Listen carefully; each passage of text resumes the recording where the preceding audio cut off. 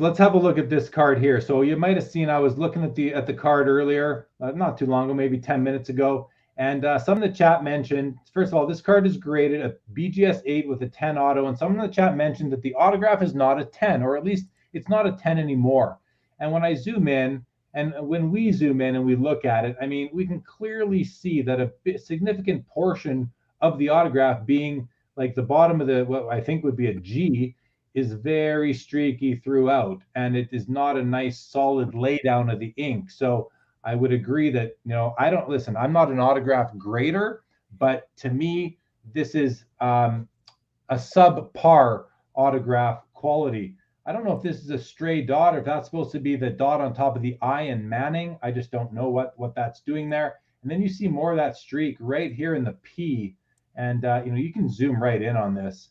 And, that's the max zoom right there. But you see some bubbling here. You got the streakiness all in here.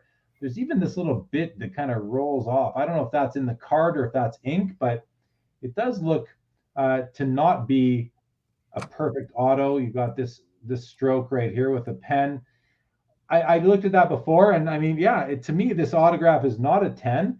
But as I saw it was being chatted about in the chat here, is that these 98 playoff contenders are notorious for the autographs fading. So if that happens, then, I don't know what you do about that, especially if you're keeping it in a dark, dry sort of place. What do you do about that? Probably nothing, and the grade would have been what it was at the time. But then I noticed that the corners were graded a 7.5, and we had a close look, and obviously the top left corner is the main culprit, and that's pretty noticeable. Is that enough to take it all the way down to a 7.5?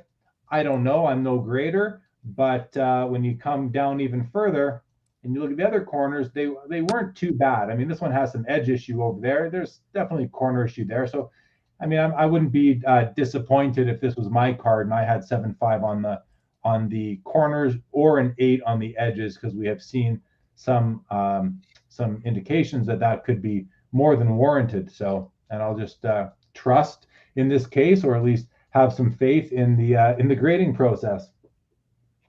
So, alrighty, that's that. That's this card here at $36,000, where the Tom Brady of the same set from a different year is at like 200 and something, I believe.